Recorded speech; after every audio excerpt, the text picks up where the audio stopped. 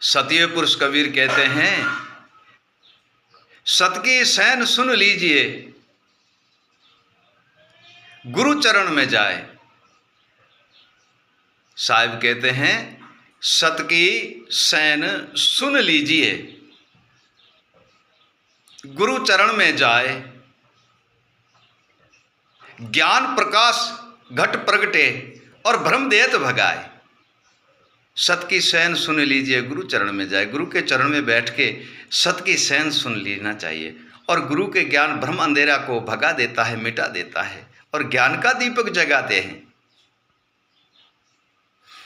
और जब ज्ञान का दीपक जागता है, उसको तो जागृत कहा जाता है। गुरु विवेक को, गुरु ज्ञान को, गुरु अनुभव को, गुरु सैन और शब्द को ही तो जागृत कहा जाता है।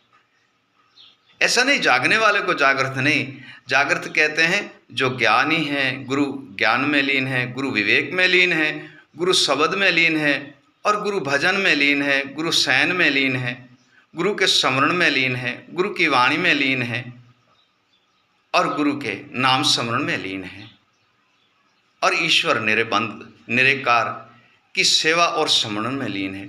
उसे ही तो जागृत कहते हैं। आंखें खोलकर चलने वाले को जागृत नहीं कहते हैं। क्यों कि जागृत उसको कहते हैं मन बुद्धि जीव आत्मा और सुरता, ये सारी ही जागृत होनी चाहिए, उसको ही तो जागृत कहते हैं। और उनसे भ्रम का भेद, भ्रम का अंधेरा और पर्दा है, वह सर्वे ही मिट जाता है और निर्भय होकर और निर्गुण गुण गाते हैं और निर्भय पद की प्राप्ति कर लेते हैं। हे प्रिय सज्जनों, सतीय पुरुष कबीर कहते हैं, अनहद की धुन गाज रही सुन शिखर गडमाए। सतीय पुरुष कबीर कहते हैं, अनहद की धुन गाज रही सुन शिखर गडमाए। पूर्ण गुरु जाको मिले वो पूर्ण पद को पाए। ये पूर्ण गुरु जिसको मिल जाता है, वो सार शब्द, गुरु अभिगत ज्ञान और गुरु विवेक में वह लीन हो जाता है। और इन वस्तु को वही पा सकता है जो गुरु नाम भजन में लीन होता है।